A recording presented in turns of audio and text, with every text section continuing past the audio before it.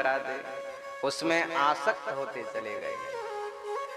और एक दिन की बात है, वह हिरण का बच्चा, एक बार हिरणों का झुंड आया उनके आश्रम के निकट और हिरणों में मिलकर वो बच्चा भी चला गया उस झुंड में।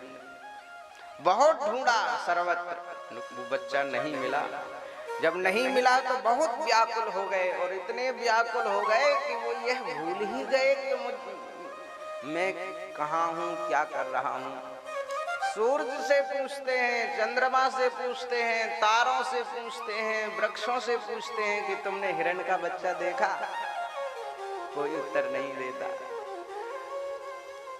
और अंत में तो उस हिरण के बालक के वियोग में ही प्राण त्याग दिया। और प्राण त्यागे तो अगले जन्म में स्वयं मृग बन के जन्म लेना पड़ा। इसलिए श्रीमद् भगवद गीता में लिखा हुआ है, यम यम वापि स्मरण भावम त्यजंत कलेवरम तम तमैवेति कौन्तेय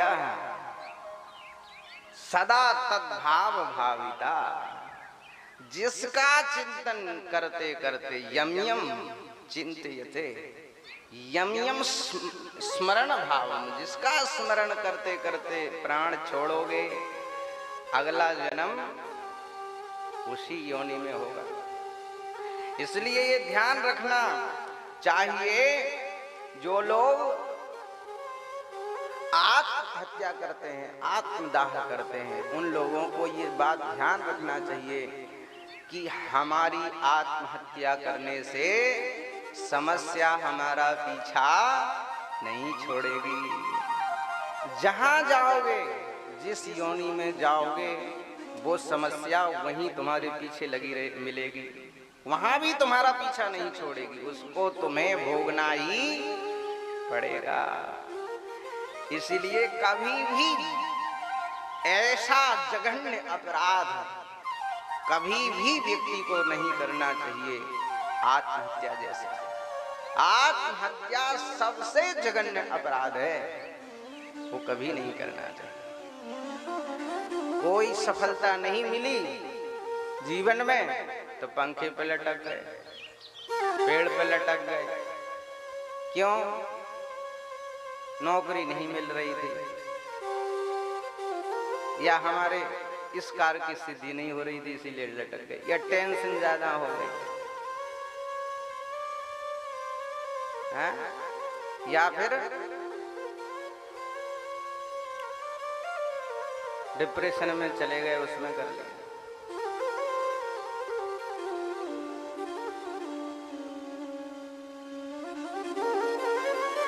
ये समाधान नहीं है भैया,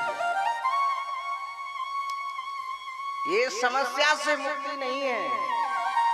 शरीर से मुक्ति भले ही हो जाए, लेकिन समस्या से मुक्ति ये नहीं है। समस्या तो पीछे लगी रहेगी।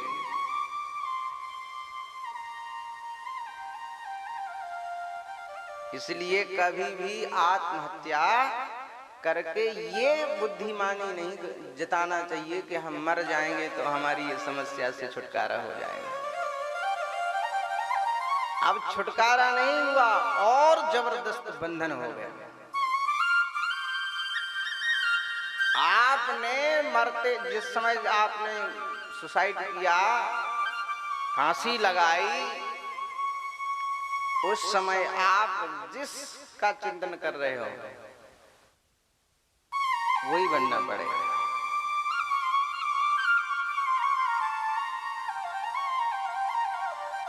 और फिर भोगना पड़ेगा।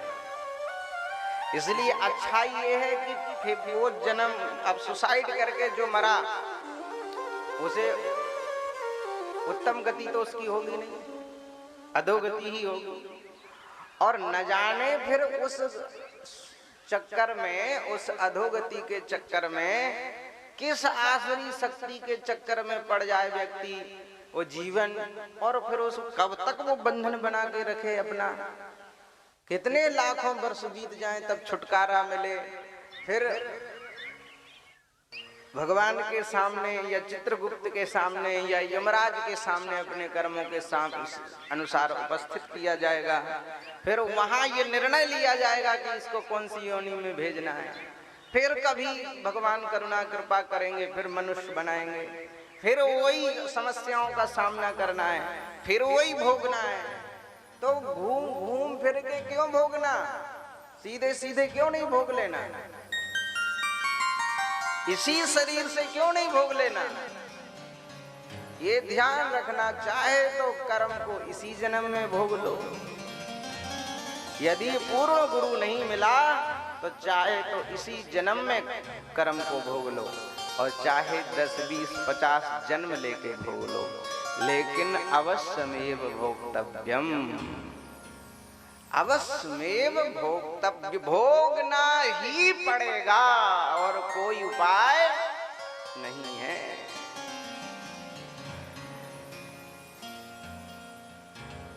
तो इसी जन्म में क्यों ना भोगें भैया, अगले जन्म की या अन्य जन्मों की हम प्रतीक्षा ही क्यों करें, न जाने कब मिलेगा वो मनुष्य देह। इसलिए हम तो आज अभी इसी क्षण से सावधान होकर हरि गुरु चरणाश्रित होकर के साधन में लग जाएंगे,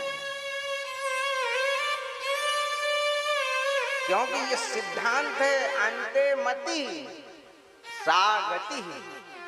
अंत में जैसी मति होगी, हमारी मति जहां लगी होगी मरते समय, हमें उसी योनि में जाना पड़ेगा।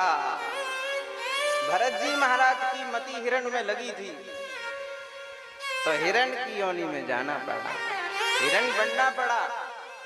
लेकिन विलक्षण बात ये थी कि गंडकी नारायणी नदी के क्षेत्र में ही वो हिरण बने, और भगवत स्मरण की, भगवत भक्ति की ऐसी विलक्षण महिमा है, हम वर्णन कर चुके हैं कि जहां से उनकी शरीर, उनका वो शरीर नष्ट हुआ था भक्ति करते करते, वहीं से पुनः भक्ति शुरू हो गई, और पुनः उस मृग शरीर से भी भक्ति की उन्होंने। आप कहेंगे मृग भी, वो तो विवेक शून्य होता है, वो भी भक्ति कर सकता है क्या? हाँ, यही तो भगवान की भक्ति की महिमा है। उस हिरण के रूप में हम भक्तमाली जी महाराज का उदाहरण दे चुके हैं कि